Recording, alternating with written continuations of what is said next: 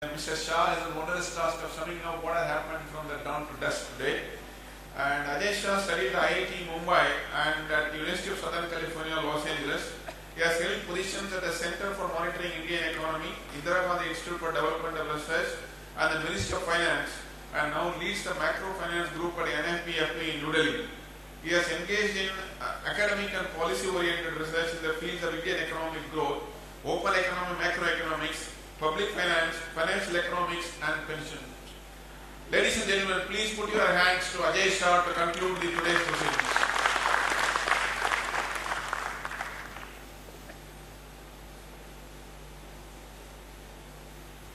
Hello everybody, thank you for being here late in the evening. I will try to do integration of all the cool things we heard today. So I really enjoyed myself. Notes to self. Do not ever accept an invitation from a conference organizer who says summing up. Because then you become morally obliged to be there from morning to evening and listen to everything. And I had to do that today. And I'm very glad I did it, and I will try to put this together. So, we are on the grand question of rupee internationalization. Internationalization is a very big word. It is I followed by 18 letters followed by N. So, I'm going to summarize the picture as what is internationalization? Can we agree on a working definition? Do we want it? Is it in our interest? Or is it a shiny bauble as irrelevant as a national airline? What is going on in terms of the internationalization of the Indian rupee? What should we do in terms of thinking about public policy? What are the blind alleys that we should be careful about to avoid? And then the organizers have been making everybody's life difficult, saying give me a date. Unlike everybody else, I actually have a very precise date. Okay, so let me get going. What is internationalization? Rupee internationalization is the use of the Indian rupee by non-residents.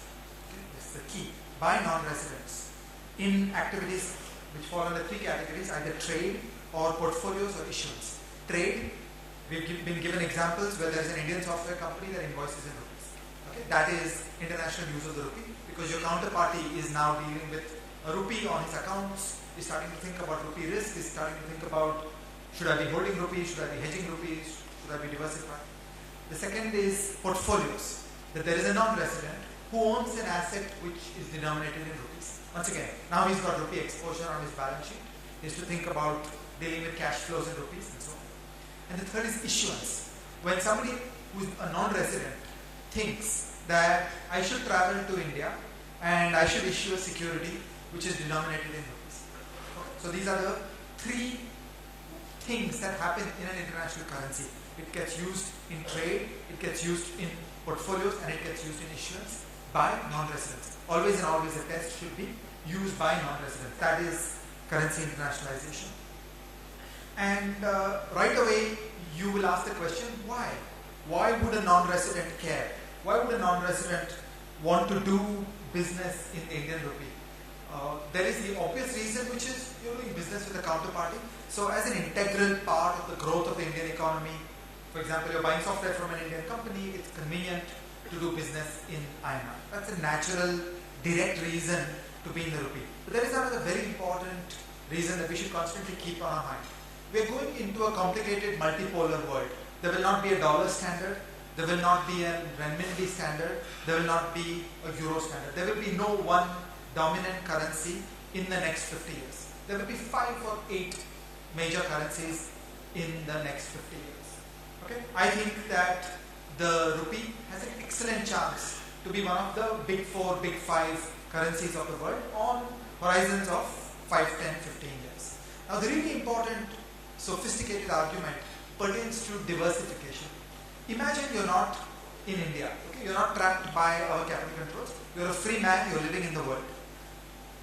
For everybody who lives in the world, people are doing business in many, many currencies. People are doing trade, portfolios, and issuance in many, many currencies. If you're a global corporation, you do business in all currencies.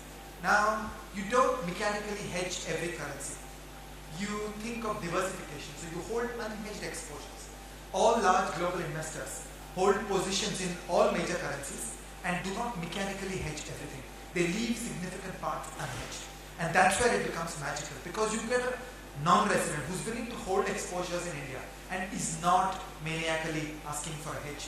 See, if somebody has to lend money to me, let's say rupees, dollars, okay, so either I borrow in rupees or I borrow in dollars, but let's think of the hedging.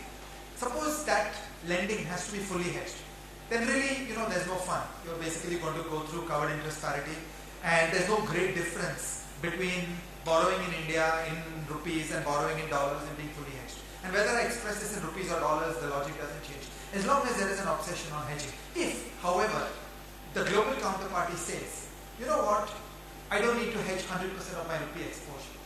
I'm willing to hold some rupee denominated bonds unhedged. Now suddenly the required rate of return changes completely, and you can get dramatically cheaper cost of finance. This is a very important point, that the fact of being in a multipolar world, the fact that all sophisticated financial players all over the world are dealing in many, many currencies, opens up the possibility for non-residents to say, I don't need to hedge this. That's the point at which it becomes really exciting for India. Because then whether you are a software supplier or you are an issuer of rupee denominated assets, the cost of capital really comes down dramatically. This is the key point, and let's think that we want to be one of 5 significant currencies in the world. There will be the dollar, there will be the yen, there will be the euro, there will be the renminbi. Can we be the 5th? So no, I don't think it's like a national airline. It's something much more than that. It is a direct benefit for India.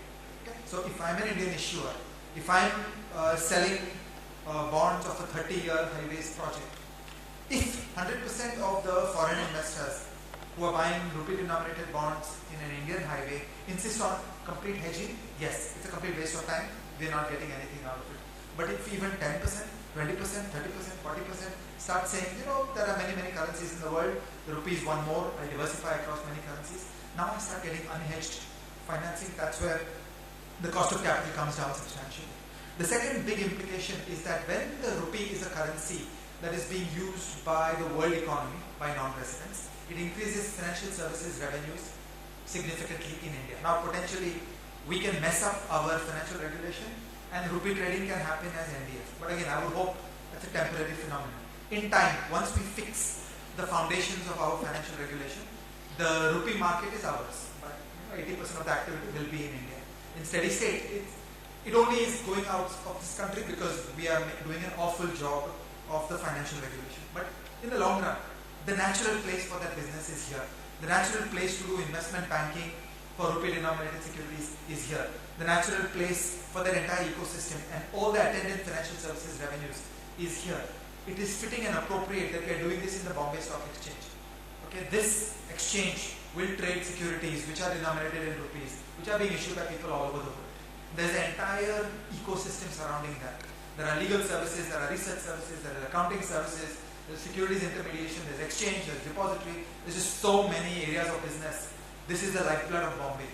So this is what our natural business is. There's also a concept of seniorage income, that when the government issues securities in rupees and the whole world is willing to hold those, it increases the free financing that the government gets. And that's one more thing that we as India would be happy to get. So I think I'm pretty unambivalent that internationalization of the rupee is good for us and we should aspire to do it.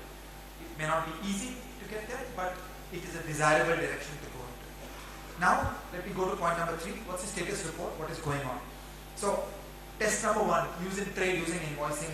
I think you heard several fascinating stories. I think a little bit of invoicing in rupees has begun. I think it's absolutely fascinating. It's a really important new development that there are global firms who are starting to say, okay, I'm willing to put a little bit of rupee exposure into my P&L. Then test number 2, portfolios. Well, the picky is the equity market. Okay, the shares of Reliance, the shares of SBI are denominated in rupees, and that's a significant asset class which is now being held all over the world by non-residents. So that's one clear place where we have a victory, that we have created an asset class, namely the Indian equity market, where we issue in rupees, the non-resident bears the currency risk, and this is now serious money by world standards. In everything else, we are floundering. INR bonds are much smaller. It's again a story of the financial reforms.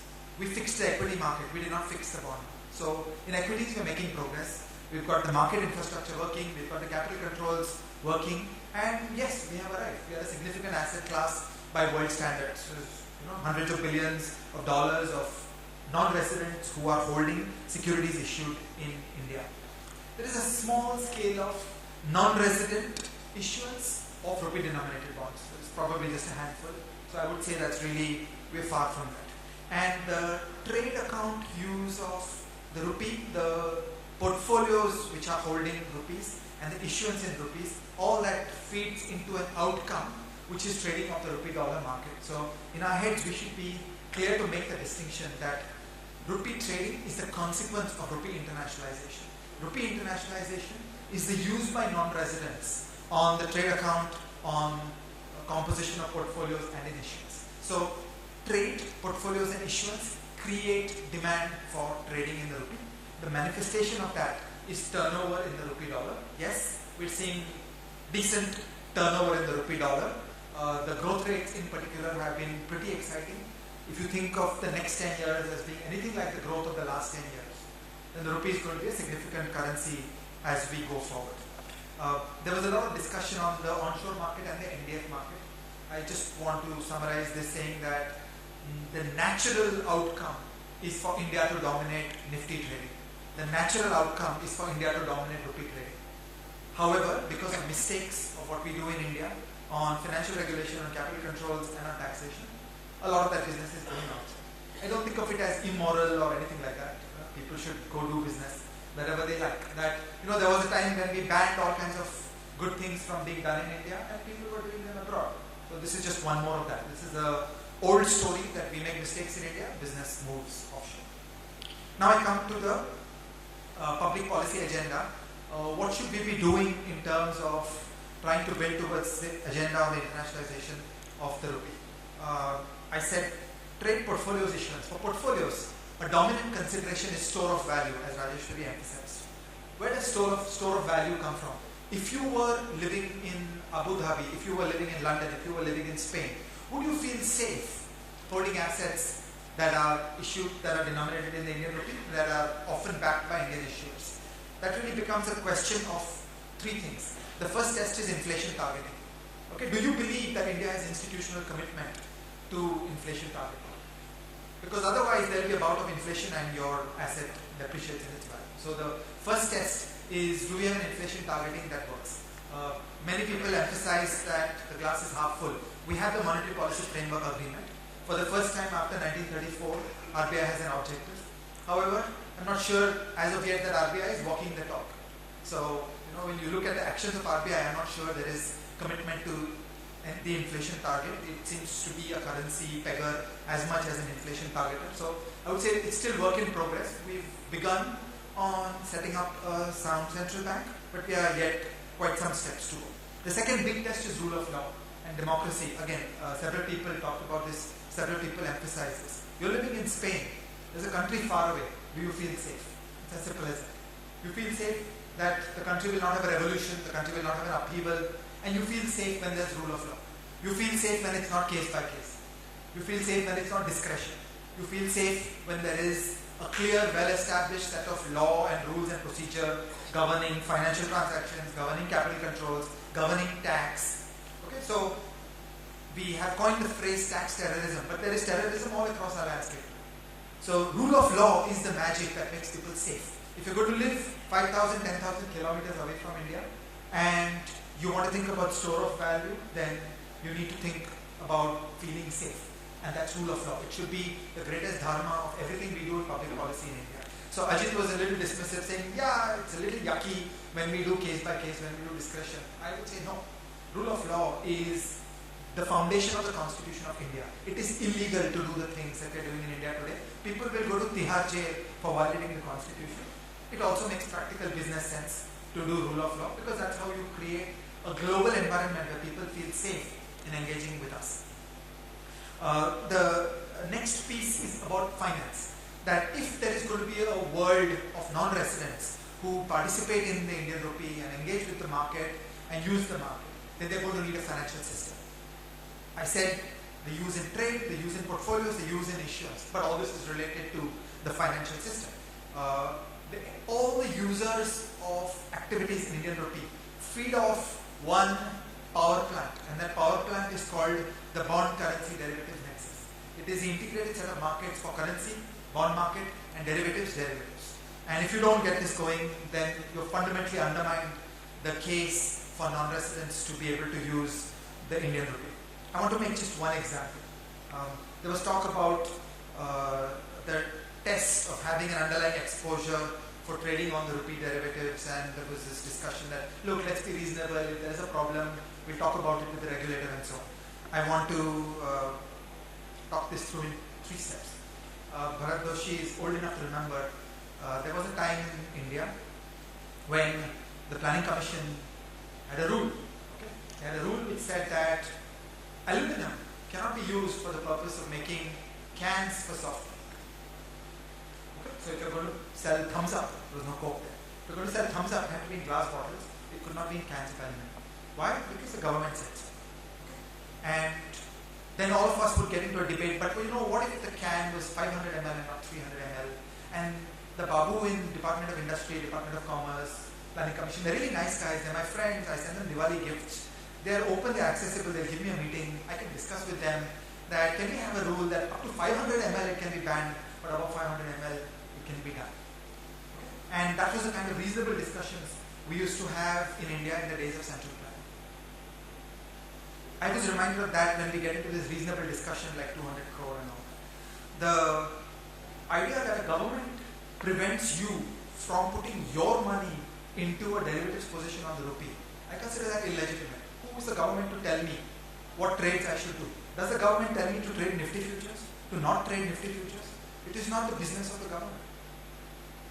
I think there is as much legitimacy in asking for an underlying exposure as in a government telling you that you cannot use aluminum for the purpose of making Coke cans. Okay? And that is the issue of smart regulation. Smart regulation is about saying, what is the objective? What is the problem in society that I'm trying to solve? Can you demonstrate that there is a problem in society that I'm trying to solve? Can you show me that the claimed intervention addresses the problem? Can you show me that the costs to society are outweighed by the benefits to society? This discipline of thinking, this intelligence of knowing economics and applying it into the process of lawmaking. We are really pre-1991 real economy in what is happening in Indian finance today, and this is something that we need to worry about. As Sajid emphasized, these are all good objectives by themselves. Okay? Improving our rule of law, improving our tax system, not having tax terrorism. These are all noble and wonderful objectives in themselves. We should be pursuing them because they're good and important for themselves. As a side effect, it's going to help rupee internationalization. So I'm not here to preach rupee internationalization as a distinct goal. It's a good goal. I think we will get there. But the raw materials required to get there are actually mainstream good things for all of us every day. Which brings me to my 5th point about blind alleys. That can we be careful about some blind alleys? The first blind alley that I would be careful about is let us not make a fetish of rupee internationalization. It should not be a central planning target that how much rupee activity is taking place. Okay, so if we turn this into a mechanical attitude about targets and saying I will get this done, we will not get it done. As Rajeshwari emphasized, the UK became the financial center of the world by itself, not because government policy made it so. There was just one remarkable stroke of good luck that in 1806 Napoleon destroyed the financial center in Amsterdam because, like many continental intellectuals and thinkers, he thought that financialization was a bad thing. He thought that it was the world of the real economy which should be fostered. He was the one who made the joke about England being a nation of shopkeepers. So the destruction of Amsterdam as a financial center basically set the stage for London to take off. The UK government did not do anything. They just did rule of law. The UK pushed a high quality common law legal system and they did not interfere in the economy. They did not do central planning. London happened by itself. The handover from the UK to the US did not happen as an outcome of state policy. It happened because after the First World War, London and the UK was in a huge mess. Germany needed to borrow on a vast scale to pay war reparations. They did not have a current account surplus to pay war reparations. And the only financial system that could support that was New York. And suddenly New York got a giant order flow in terms of issuance by the German government. And the only currency they could denominate in was the US dollar because New York would not accept other currencies. The rest is history. That's how New York took off. Japan, on the other hand, tried a public policy push for JPY internationalization. They tried mighty hard for 10 years and they failed. Okay? I have a good friend who was formerly in the Ministry of Finance in Japan, who's now an academic. And he says, we tried and we tried and we tried. We doubled and doubled our effort because we firmly believe that it was our manifest destiny that the JPY was going to be a currency. And he says, we failed and we've stopped. We've given up. We're never going to try this again. That a public policy push to make an international exchange rate doesn't work. You just stick to the knitting, you do the foundations, that's about all we can do. And now we have China, which is trying a public policy push. China is a central planning ethos. They may try these kinds of things. We should not. We should dream of being a liberal democracy. We should dream of being a market economy. In a market economy, you don't have a central planner. You don't have a wise man somewhere up there who's going to decide. The actions of everybody in this room is what makes the economy. We should not have this emphasis on thinking. Okay, similarly, I'm not excited about the IMF SDR basket. It's the consequence of becoming a significant country. It's not a test. So we shouldn't fetishize being in the SDR basket. Chinese are lobbying to get into the SDR basket. I couldn't care less. If we do our foundations right, if we get rule of law into Indian finance, then we will become an international currency. That's all. Whether the IMF accepts this or not won't change this way or that. If it works, the IMF will take us into the SDR basket. If it doesn't work, nothing is going to happen. Similarly, I couldn't care less about swap lines. One important thing we should be careful about is that rupee stability is the opposite of an international currency. Think about this. An international currency is fiat money printed by some country that non-residents are willing to accept. Now, if China gives me trillions of dollars of reserves, saying, I assure you this is going to be pegged to the US dollar. Actually, you're holding US dollar, you're not holding RMB exposure. Okay? You're holding a residual RMB exposure where you're thinking, will China depeg in the future? But actually, you're not holding RMB, you're not trading RMB derivatives, it is not part of your diversification, it is not part of your risk management. An international currency is one that is afloat. Okay? A currency has to be afloat. There cannot be management of the exchange rate, otherwise you're a dinky third world country. Then I think a list of names was given. Yes, the Bank of Thailand behaves like that. Yes, the Bank of Indonesia behaves like that. Those are dinky countries. Yeah, if you want to be like that, it's different. If you want to be an international currency, you have to be afloat. There cannot be management of the exchange rate by the government. And the last is reserves. Any significant country in this world does not run an exchange rate regime based on reserves. You've got to live with the float. You've got to understand the float. It is only when you say, I'm not in the business of managing the exchange rate, I'm in the business of managing inflation. Then and only then you get the store of value. Okay, the person sitting in Spain, the person sitting in Tokyo will look at us and say, I trust you if you do inflation targeting, which means the rupee has to bounce around. High volatility of the rupee is the flip side of saying, I am focused on inflation. If we have rupee stability, we actually don't have inflation stability. Finally, I come to the last question. How long will it take? There was a lot of talk of sequencing, calibration and all that. I personally disagree. We made progress in the real economy in India because we did not do sequencing, we did not do calibration. In 1991, we did significant Big Bang opening up. Telecom in India was not fixed by small incremental sequencing. It was fixed by a Big Bang. We blew up the monopoly of the DOT and MTNL and the BSNL. That's how we got a telecom revolution. The equity market did not happen through small incremental changes. Bala is here and remembers the entire story. It was not small incremental tinkering around. It was not calibration, it was not sequencing. We have to do significant changes. We've been talking about a lot of this agenda for a very long time, and I am personally a little gloomy that we're not making progress. I do not think the glass is half full. I think the glass is half empty. For many years now, we're doing intellectual work on understanding the problems of the financial system, but I don't think we're doing financial reforms. I don't think we're making progress. So I have a very clear date for the point at which there will be a significant evolution of the Indian rupee into becoming an international currency.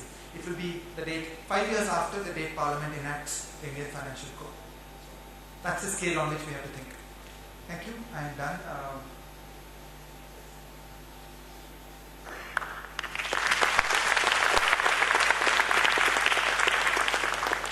Thank you very much, Ajay, for three things. Firstly, for giving the date. Secondly, for patiently sitting through the sessions with rapt attention. And third, and not the least, excellently summing up what was there. I think this round of applause justifies that. Now, may I request Jairam Krishnamurthy to Bala to come and facilitate Rajesh. Bala.